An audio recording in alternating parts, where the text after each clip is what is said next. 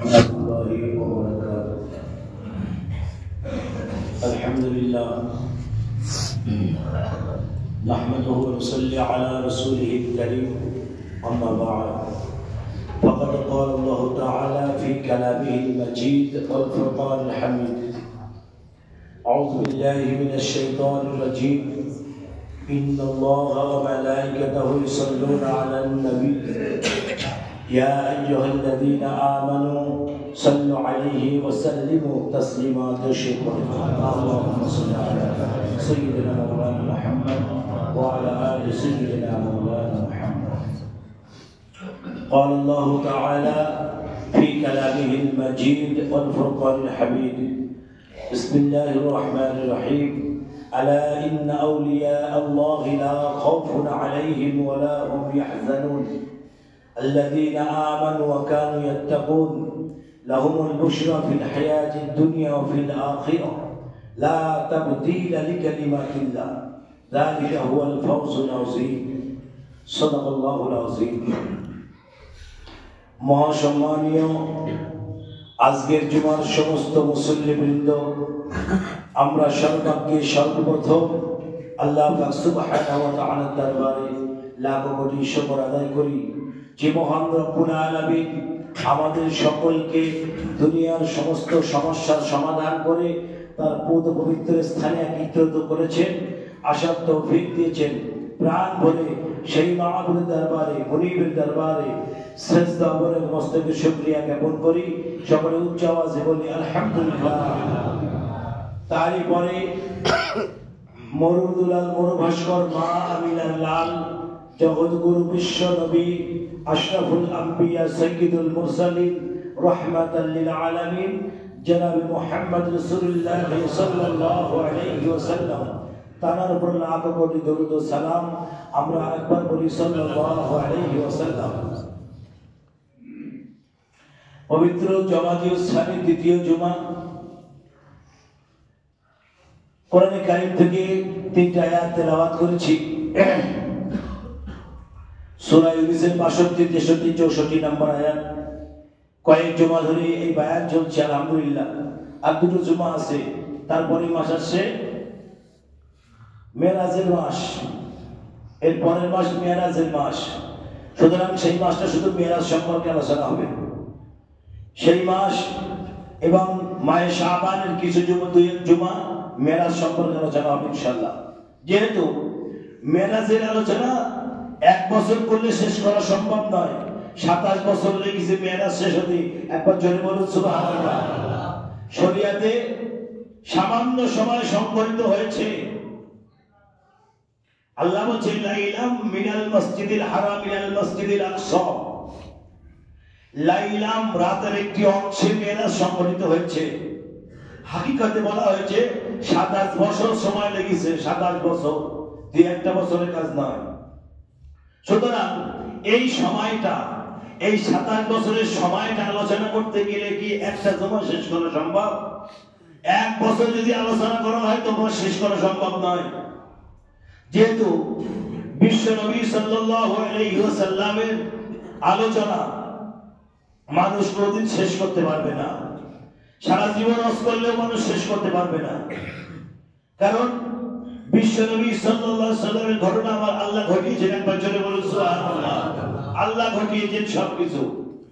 তাই আল্লাহ পাক কোরআনের ভাব এবং ভাষা দুটোই আল্লাহর, হাদিসের ভাবটা আল্লাহর, ভাষাটা আমার নবীর। একবার জোরে বলুন সুবহানাল্লাহ। ওই জন্য হাদিস আর কোরআনের মধ্যে এমন কোনো ডিফারেন্স নেই, বুঝতে পারছেন? সুতরাং গত জুমায় যেখান থেকে আলোচনা করছিলাম আপনাদের মনে আছে হয়তো ইনশাআল্লাহ। যাই হোক, সেখান থেকে আলোচনা করব আল্লাহর মুমিন বান্দাদের, আল্লাহর আউলিয়া বান্দাদের সম্পর্কে। আল্লাহ পাক বলছেন আলা ইন্না আউলিয়া আল্লাহি লা খাউফুন আলাইহিম ওয়া লা হুম ইয়াহজানুন। যারা আমার বন্ধু তাদের কোনো টেনশন নাই, দুনিয়াও নাই পরকালেও নাই। একবার জোরে বলুন সুবহানাল্লাহ। এই দুনিয়ায় কোনো টেনশন নাই তাদের, এবং মৃত্যুর পরেই কোনো চিন্তা ভাবনা তাদের নাই।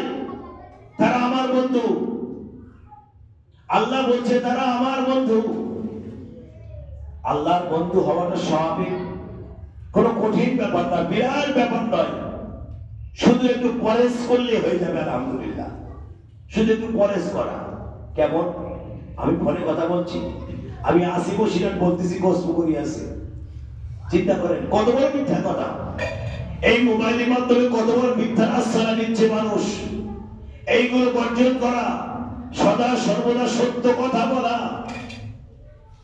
সত্য কথা বলা, পরেশগারির ভিতরে আসছে এগুলো সত্য কথা বলা, হক পথে চলা, হক কথা বলা, আর হালাল রিজিক উপার্জন করা।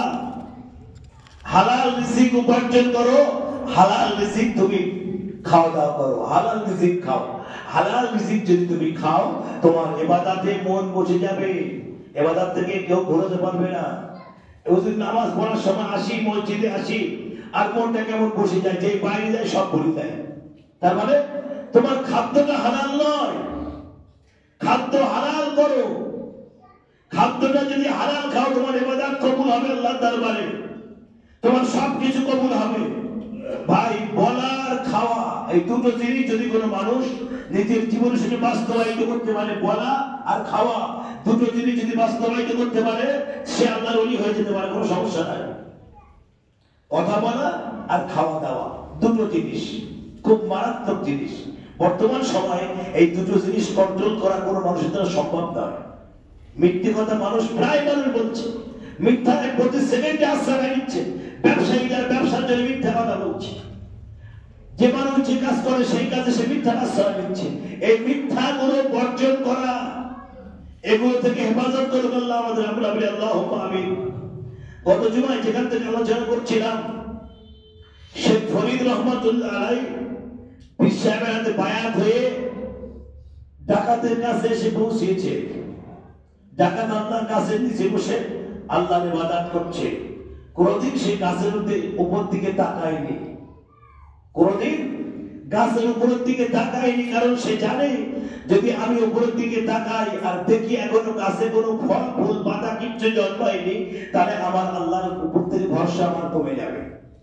এজন্য সে গাছের উপর দিকে কোনদিন তাকায়নি। শেখ ফরিদ রহমাতুল্লাহ আলাইহি যখন ডাকাতের কাছে আসলেন, এসে দেখেন কি ব্যাপার, গাছে পাতা ফল ফুল সব হয়েছে। তা নিশ্চয়ই আল্লাহ ডাকাতকে মাফ করে দিয়েছে। জোরে বলুন সুবহানাল্লাহ। আল্লাহ ডাকাতকে মাফ করে দিয়েছে।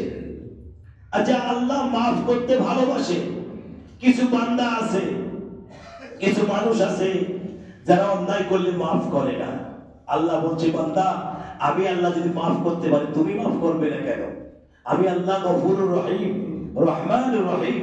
আমার দয়ার কোনো শেষ নাই, আমার মায়ার কোনো শেষ নাই। বান্দা, আমি তো তোমাকে সৃষ্টি করেছি, আমি তোমাকে তৈরি করেছি। তোমার কাছে একটা অন্যায় সে করেছে, যদি তুমি তাকে আল্লাহর রাস্তে ক্ষমা করো, আমি আল্লাহ তোমাকেও মাফ করে দেবো। জোরে বলুন সুবহানাল্লাহ। কোন বান্দা যদি বান্দার কাছে অন্যায় করে, তাকে মাফ করে দেবে। এই দুনিয়ায় থাকা অবস্থায় তাকে জীবনের মতো ক্ষমা করবে, আল্লাহ আপনাকে ক্ষমা করবে। ক্ষমা করার নবীদের আদর্শ, ক্ষমা করার নবীদের আদর্শ মনে রাখবেন। আম্বিয়া একরাম আলাইহিস সালাতু ওয়াস সালামের আদর্শ ক্ষমা করা। ইউসুফ আলাইহিস সালাম যখন কুয়ার ভিতরে, ভাইরা যখন আক্রমণ করলো, নির্যাতন করলো, তাকে ফেলে দিল কুয়ার ভিতরে, ইউসুফ আলাইহিস সালাম কুয়ার ভিতরে ভাইদেরকে মাফ করে দিলেন। জোরে বলুন সুবহানাল্লাহ। ইউসুফ আলাইহিস সালাম কুয়ার ভিতরে সব ভাইদের মাফ করে দিলেন, কারণ নবী ইউসুফ আলাইহিস সালাম আল্লাহর পয়গম্বর, আল্লাহর নবী। তিনি কুয়ার ভিতরে বসে ভাইদের কথা চিন্তা করছেন, আল্লাহ তুমি আমার ভাইদেরকে মাফ করে দাও। আল্লাহ, তারা জানে না, চেনে না, বোঝে না, আল্লাহ তারা আমার উপর অত্যাচার করেছে, আল্লাহ আমি মাফ করে দিলাম, তুমিও মাফ করে দাও। চিন্তা করেন, ইউসুফ আলাইহিস সালাম কুয়ার ভিতরে সব ভাইদের মাফ করে দিলেন। বিশ্বনবী সাল্লাল্লাহু আলাইহি সাল্লাম সমস্ত সাহাবীকে মাফ করে দিলেন। বিদায় হজে হুজুর বললেন, আমি সকলকে মাফ করে দিলাম।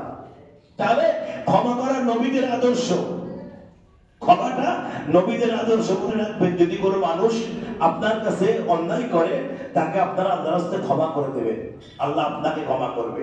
যদি আপনি ক্ষমা না করেন, না করতে পারেন, আপনার ব্যাপার, কিন্তু আল্লাহ আপনাকে মাফ করবে কিনা আমি জানি না। সুতরাং ডাকাত বসে আছে গাছের নিচে, শেখ ফরিদ এসে বলছে, ডাকাত বলে, হুজুর আপনি এসেছেন, সালাম ভাড়া মুসাফা হলো। বলে, কি এমন কাজ করেছো তুমি? কি নেকির কাজ তুমি করেছো, কি ভালো কাজ তুমি করেছো, যার আমলে আল্লাহ পাক তোমার কাছে সব ফল ফুল ঝরিয়েছে। কি নেকির কাজ করেছিলে তুমি? ডাকাত বলছে, হুজুর আপনি চলে গেছেন, আমি এখানে বসে আল্লাহর ইবাদত করি, জঙ্গলের পুকুর থেকে গোসল করে আসি, আল্লাহর ইবাদত করি, টাইম মতো নামাজ পড়ি। কিন্তু হুজুর এই গ্রামে একজন মহিলা আছে, অত্যন্ত সুন্দরী নারী। সেই মহিলাকে এই জঙ্গলের ডাকাত তাকে বিয়ে করার চেষ্টা করছিল, তার বাড়ির লোকজন কেউ রাজি ছিল না। এখন সেই মহিলা আল্লাহর কাছে দোয়া চাইছে, আল্লাহ যদি আমার বাড়ির লোকজন, আমার পিতা মাতা, আমার ভাই ব্রাদাররা আমার ইজ্জত সম্মান ইবাদত করতে পারে, আল্লাহ তুমি আমাকে বাঁচিয়ে রাখো। যদি এদের দ্বারা সক্ষম না হয়, আল্লাহ তুমি আমাকে উঠিয়ে নাও।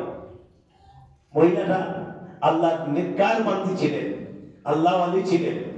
তো আল্লাহ পাক আল্লাহর হুকুমে তাকে উঠিয়ে নিলেন। সেই ডাকাত মনে করতেছে ও তো মরে গেছে, ওর সঙ্গে আমি কোন রকম অন্যায় অপরাধ করতে পারিনি, আজকে ওকে কবর দিয়েছে, কবর খুলবো, ওকে বার করব। কবর খুলেছে। আর শেখ হযরত নিজামউদ্দিন আউলিয়া রহমাতুল্লাহ আলাইহি প্রথম ডাকাত, ইনি মনে করছেন, ইনি দূর থেকে দেখছেন কবর খুঁজছে কেন। কবর খুললেন, মায়ের লাশটাকে বার করলেন। হযরত নিজামউদ্দিন আউলিয়া রহমাতুল্লাহ আলাইহি উনি দেখলেন, ঘটনাটা দেখে উনি ছুটে গিয়ে ওই কোদাল দিয়ে ওকে হত্যা করলেন। একটা কবর খুলে তাকে সেই কবরে দাফন করলেন। এখন এই ঘটনা ঘটানোর পরে আল্লাহ পাক নিজামউদ্দিন আউলিয়া রহমাতুল্লাহ আলাইহি দয়া মেহেরবানি করলেন, তাকে maaf করে দিলেন। জোরে বলুন সুবহানাল্লাহ। আল্লাহ maaf করতে ভালোবাসে, মাথায় রাখবেন। আল্লাহ বান্দাকে maaf করতে ভালোবাসে। আমাদের মতো গুনাহগারকে আল্লাহ maaf করবে কিনা জানি না, কিন্তু আল্লাহ maaf করতে ভালোবাসে। সেজন্য আল্লাহর কাছে প্রতি সেকেন্ডে ইস্তেগফার করুন। নামাজের পরে, নামাজের সময়, নামাজের বাইরে ইস্তেগফার করুন। ইস্তেগফার যত বেশি করবেন, আল্লাহ আপনার রিজিকে বরকত দেবে, আল্লাহ আপনার রুজিতে বরকত দেবে, আপনার হায়াতে বরকত দেবে, আপনার সমস্ত কাজে আল্লাহ তারাক্কি দান করবেন। ইস্তেগফার যত বেশি করবেন, ইস্তেগফার বেশি বেশি বলুন। আস্তাগফিরুল্লাহাল্লাযী লা ইলাহা ইল্লা হুয়াল হাইয়ুল কাইয়্যুম ওয়া আতুবু ইলাইহি, এটা বেশি বেশি বলবেন। জোহরের নামাজের পরে, আসরের নামাজের পরে, মাগরিবের নামাজের পরে, এশার নামাজের পরে বেশি বেশি করে ইস্তেগফার করবেন। ইস্তেগফার যত বেশি করবেন, মনে করবেন আপনার কোনো ক্ষতি হবে না, আপনার উন্নতি হবে ইনশাআল্লাহ। তাহলে শেখ ফরিদ রহমাতুল্লাহ আলাইহি মনে করতেছে যে আমি চলে গেলাম, আর এসে দেখি তার কাছে ফল ফুল পাতা ধরে গেছে, নিশ্চয়ই কোনো আমল ইনি করেছেন, যে আমলের বদৌলতে আমার আল্লাহ তাকে maaf করে দিয়েছে। যে আমল করেছেন সেই আমলের বদৌলতে আল্লাহ তাকে ক্ষমা করে দিয়েছে। তখন হযরত নিজামউদ্দিন আউলিয়া রহমাতুল্লাহ আলাইহি বলছেন, হুজুর আমি তাকে হত্যা করলাম, হত্যা করার পর তাকে সেই কবরে খুঁড়ে সেখানে দাফন করলাম। আমার সামনে এত বড় একটা বেঈমানি কাজ হবে, এত বড় অপরাধ কাজ হবে, আমি নিজামউদ্দিন সহ্য করতে পারি না হুজুর। আমি তাকে এক কোদালের বাড়িতে মেরে ফেললাম, মেরে ফেলে পাশে কবর করে সেখানে আমি পুঁতে দিলাম। হুজুর এই অন্যায়টা আমি করেছি। হযরত শেখ ফরিদ রহমাতুল্লাহ আলাইহি বলছেন, নিজামউদ্দিন তুমি যেটা করেছো আমার আল্লাহ অনেক পছন্দ হয়েছে। জোরে বলুন সুবহানাল্লাহ। আল্লাহ তোমার তামাম জীবনের গুনাহকে maaf করে দিয়েছে। আল্লাহ তোমার সমস্ত জীবনের গুনাহ খাতাকে maaf করে দিয়েছে, তোমায় ওলি ওলি কামেল বানিয়ে দিয়েছে। জোরে বলুন সুবহানাল্লাহ। হযরত নিজামউদ্দিন আউলিয়া রহমাতুল্লাহ আলাইহির সংক্ষিপ্ত ঘটনা। তিনি প্রথম জামানায় কি ছিলেন, পরবর্তী জামানায় আজকে গোটা বিশ্বের মানুষ জানে দিল্লি নিজামউদ্দিন, গোটা ওয়ার্ল্ডের মানুষ জানে দিল্লি নিজামউদ্দিন। সেখানে বিরাট মার্কাজ আছে, একটা ইন্টারন্যাশনাল মার্কাজ দিল্লি নিজামউদ্দিন, অর্থাৎ তামাম ওয়ার্ল্ডের মার্কাজ দিল্লি নিজামউদ্দিন, এটা বিশ্বের মানুষ জানে। সুতরাং সেই নিজামউদ্দিন আউলিয়া রহমাতুল্লাহ আলাইহির কথা এতক্ষণ এত 3 নম্বর ধরে আলোচনা করেছি। আলহামদুলিল্লাহ, আল্লাহর ওলিদের আলোচনা করলে কোনো সমস্যা নাই। ওলিদের জীবনে আলোচনা করলে নিজের জীবনে বাস্তবায়িত করা সহজ হয়ে যায়, নিজের জিন্দেগির সঙ্গে বাস্তবায়িত করা সহজ হয়ে যায়। এজন্য শেখ হযরত শেখ ফরিদ রহমাতুল্লাহ আলাইহির আম্মাজান ছিলেন পীর, পীরে কামেল, আর তার ছেলে তিনিও পীরে কামেল।